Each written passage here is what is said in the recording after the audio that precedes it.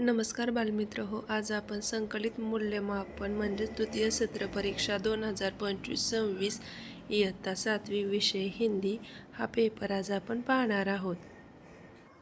चला, पहिला प्रश्न का आहे, निम्नलिखित प्रश्नों के उत्तर एक एक वाक्य में लिखो. हे 5 गुणांसाठी 5 प्रश्न आहेत. तर प्रश्न व्यवस्थित पहा आणि त्याचं उत्तर पण व्यवस्थित पहा आणि ह्या प्रश्नपत्रिकेचा व्यवस्थित तुम्ही अभ्यास करा.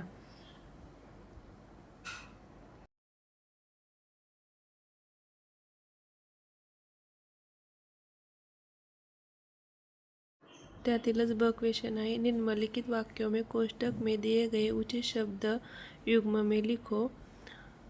तर ते आहे तुम्हाला 4 मार्कांसाठी 4 गाळलेल्या जागा. तर त्या पहा तुम्ही आणि त्याचे उत्तरं पण दिले आहेत, ते व्यवस्थित पहा आणि व्यवस्थित असा अभ्यास करा. आणि सगळ्यांनी आपल्या चॅनलला सबस्क्राईब करा, व्हिडिओला लाईक करा, हाईपचं बटन प्रेस करा आणि तुम्हाला अजून कोणत्या विषयाच्या प्रश्नपत्रिका पाहिजे तेही मला कमेंट करून सांगा. त्याच्यानंतर नक्कर प्रश्न आहे, निम्नलिखित मुहावरों का वाक्यों में प्रयोग करो. 1 गुणांसाठी आहे, एकच आहे. त्याच्यानंतर प्रश्न क्रमांक 2 आहे, कोष्टक में से उचित शब्द चुनकर रिक्त स्थानों की स्फूर्ति करो.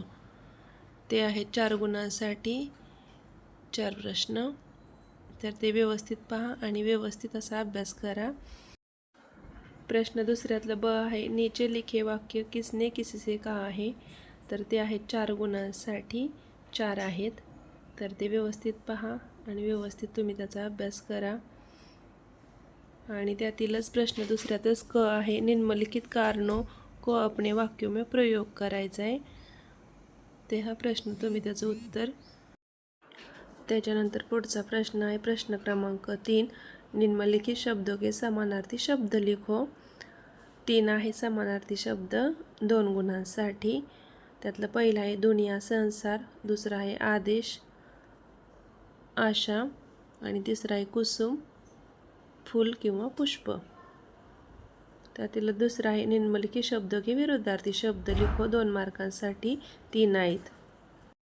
त्यातील पहिला आहे हसना, रोना. सवाल, जवाब. तिसरं प्राचीन, नवीन. त्यातलंच ई आहे, निम्नलिखित शब्दों को बहुवचन रूप में लिखो. ते 2 गुणांसाठी आहे, तेही 3 आहेत. त्याच्यानंतर प्रश्न चौथा आहे, सही विधान के सामने बरोबर का और गलत विधान के सामने चूक का चिन्ह लगाओ.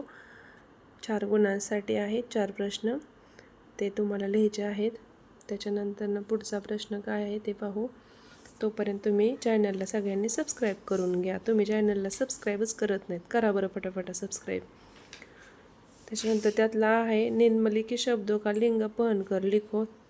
3 गुणांसाठी 3 आहेत. आणि त्याच्यानंतर सूचना के अनुसार वाक्य में काल परिवर्तन करो. 3 गुणांसाठी आहेत 3.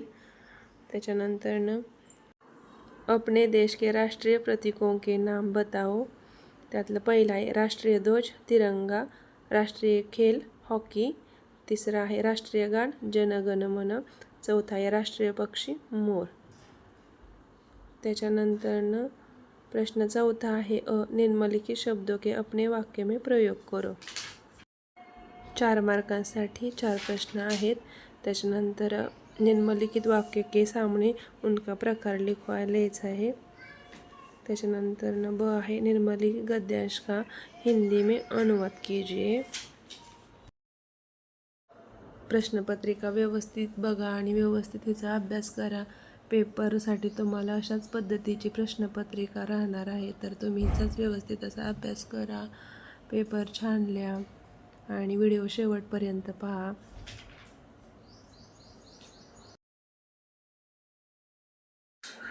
जर तुम्ही अजूनही चॅनलला आपल्या सबस्क्राईब केलं नसेल तर सगळ्यांनी आपल्या चॅनलला सबस्क्राईब करून घ्या. व्हिडिओला लाईक करा, व्हिडिओला हाईप करा. त्याच्यानंतर व्हिडिओ शेअर करा आणि तुम्हाला अजून कोणत्या विषयाच्या प्रश्नपत्रिका पाहिजे तेही मला कमेंट करून सांगा.